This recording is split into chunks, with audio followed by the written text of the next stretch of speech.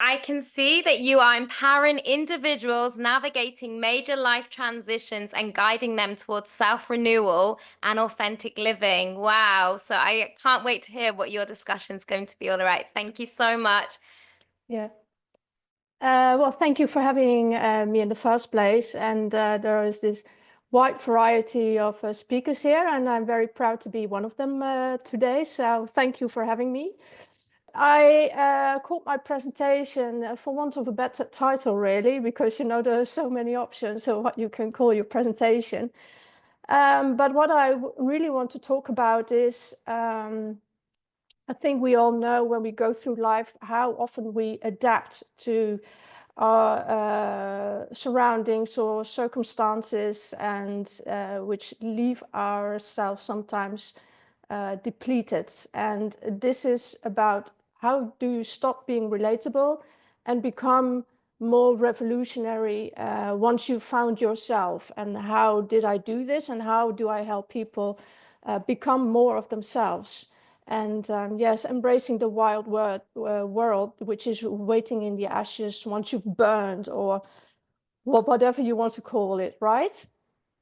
So a little about me. Yes, I am a writer and a poet and an archetypal guide, as I call myself. I work with archetypes, the witch, the crone, and the hag, which are elder female archetypes. And for women, I think very important archetypes, which are, well, they become better represented these days, but are somewhat still underrepresented. And I think they are a different path of showing who you can be. And this is what I do within my coaching. I have a background in English literature and teaching. And yes, I've also been, a leader in the corporate world. So I represent both worlds, the coaching, the literature, the mythological. But at the same time, I have worked in the corporate environment, which I no longer do. But what I still do is help CEOs or entrepreneurs who have lost themselves in their own processes to start working and living from, well, their real selves again. And well, and this is, yeah, bound all together in midlife metamorphosis, as I call it. Well, this picture here resembles it all, really. It is me much younger. It was in 2011 that at the epitome of my own success, really, I received the leadership award with the team. And on the outward, it looks as if the success is great and you've done everything that you were supposed to do. But at the meantime, I started feeling depleted already. I've done everything. I had the success and I enjoyed parts of it, but at the same time, I felt depleted and I lost myself along the way. And what I felt more and more, that leadership was not just about competence, but also about being acceptable, that I had to work within certain parameters that were not really my own, that there was a rule book of rules that was not, I worked alongside of them, but that doesn't necessarily mean that I liked them or that I thrived with them. And if you want to become relatable, or if you do so, for me at least, it demanded a quiet form of self-erasure. As I said, the world applauds your success. On the outward, it looks all fantastic. But within, you feel that there is a cost. And when you start to silence yourself, no, silence isn't always golden. And I think there are a lot of women here who realize this, know this, and have lived it. And now I'm obviously on a path where I've stopped living it. And this is also very important, I think, that although I survived for many years, I've lived that life for about 10 to 15 years. Surviving is not the same as thriving. Although on the outward, again, it looked also well. I didn't thrive. I wasn't happy.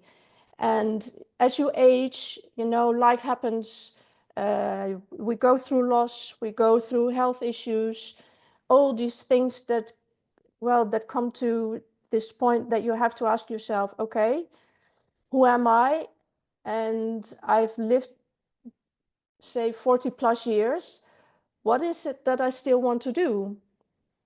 And as I say, we were never meant to fit into spaces built to contain us. You know, that's just not how it is. So how do we spread our wings? Um, for me, it's not just about rewriting your story or going back to who you once were, because I think that's completely impossible. You learn and you digest all your teachings, and everything, and all your hardships, and you draw those lessons from them. But then what's then next? And I think it's more about becoming the person the world has not yet seen. So who will you become as you age? And then implementing for yourself all these lessons. And what does that mean? Um, for me, as I said, it's very important to draw from these elder female archetypes. For me, it's also going back to my own background of literature and mythology. I've always been interested in female stories. I have these large bookshelves filled with biographies and autobiographies of famous women who've lived outside of the standards and somehow were able to create their own life. And how did they do this? And I've always been fascinated by these kind of women.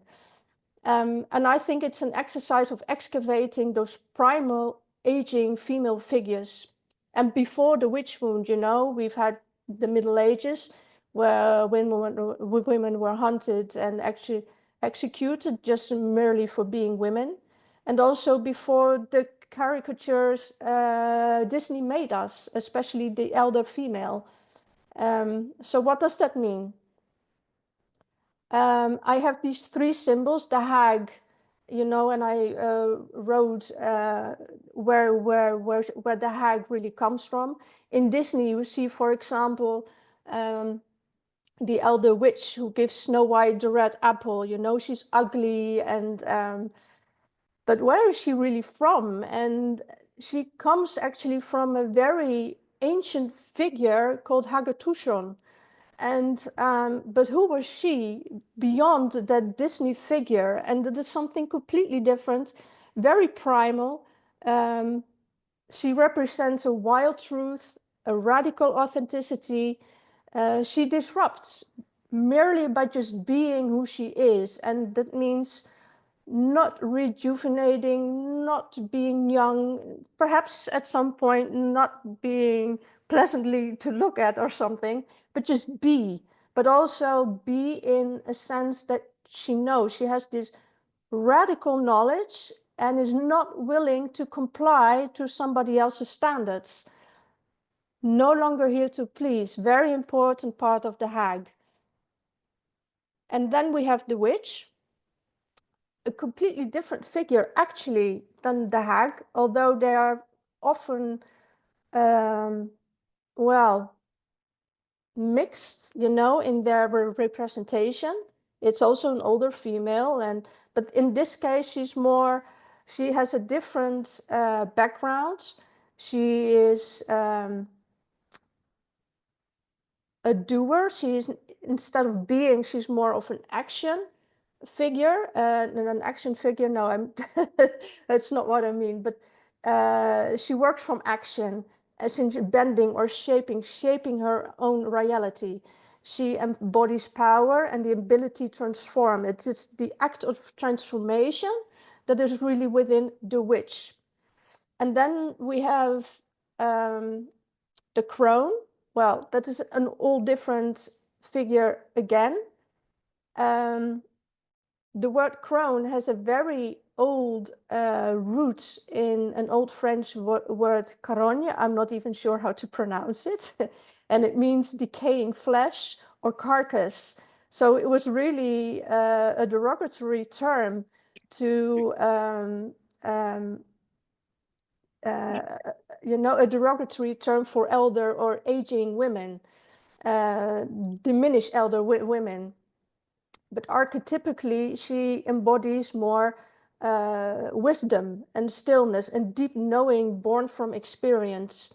So what you have here is these three ancient figures, and but they, for me, they are sort of a powerful trinity.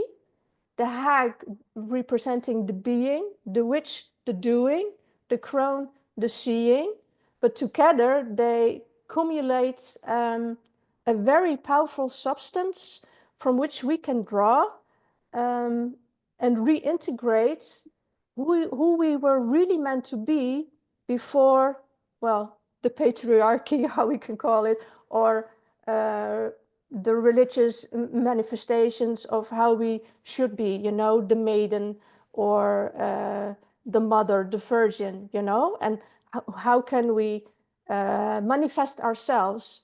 And I like to draw from these figures from that. With it comes, a leadership rooted in embodiment, as in something that's completely different as leadership rooted in likability and knowledge, or that combination, more of the being and the profound wisdom that comes from being and knowing. And how do you do this? And it's not built to please, but to transform. And for women, I think this is a very important message. When you stop leading by somebody else's rule book, but start leading from embodiment, you will not be, you will not or never feel anymore like that hollow shell, but actually feel that you transform something that is important to you, or be a part of the transformation that you want to be a part of. Whether it's like a cog in a bigger machinery, or, as a sole agent, both are okay. So yeah, it's about, again, the reclamation of our primal feminine power, remembering that primal intelligence within us, yeah, beyond survival and beyond apology, um, so that we are not becoming something new, but the modern world hasn't seen it.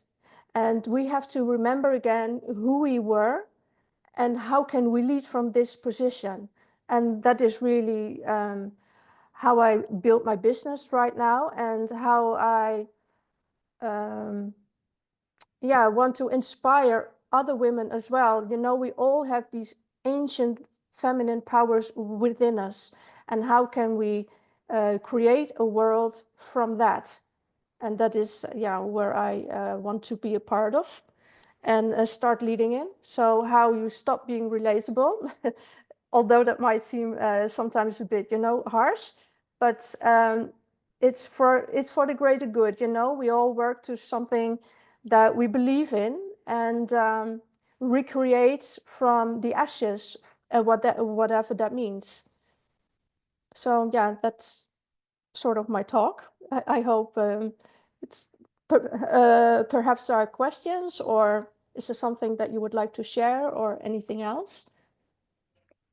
I can't see any questions yet, but for me, wow, so profound. And just quote me if I'm wrong, but from what I heard of you say, and I feel like a book or something needs to be written on this, because it just went into my mind that way, whether that's how you meant it, of the archetypes and then the superheroes. And if you actually take both qualities, they're actually very similar, but visually and the frequency of the words and the sound, Hmm. they're portrayed in a very different way. So like the being, the doing, the seeing, Yeah, and actually, yeah, in it's a leadership trilogy. positions, we do Hmm. need to sometimes have those uncomfortable conversations, which maybe For from an sure. external perspective doesn't make us look like this kind, she's stepping out of line, she's using her words like, back in line, be good girl, people pleaser. So I Yes. loved your talk. And Thank you. I think sometimes we have that. I can just speak from my own experience, but that uncomfortability with these words, because again, it's been so powerfully portrayed that Yeah. way, that like aging and old, and like even the word hag, it just doesn't sound Yeah, it's nice. And like, ugly. It's ugly. yes, yes. Yeah. But if Yes. you strip it back and you Yeah, actually look at the essence of it, the powerful essence of it, exactly. And it's that's my exactly point. the same as a superhero, a leader, Mm. Yeah. because leaders need to lead, not follow. So thank you, thank you, thank you. What a powerful conversation. I loved it. Uh, Amazing. And for all of you who are listening, you can find me on LinkedIn and stay in touch. I'll be sharing in English and both in English and Dutch. I'm based in the Netherlands. I'm Dutch. You probably hear it from my horrible accent right now. I'm a bit rusty, I know this, but never mind.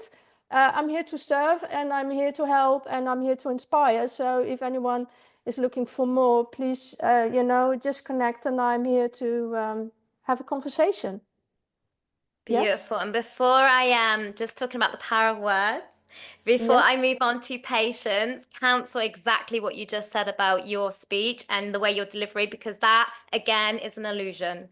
So take that back. You spoke so powerfully and own it. You did really Okay. amazing. Thank you so much.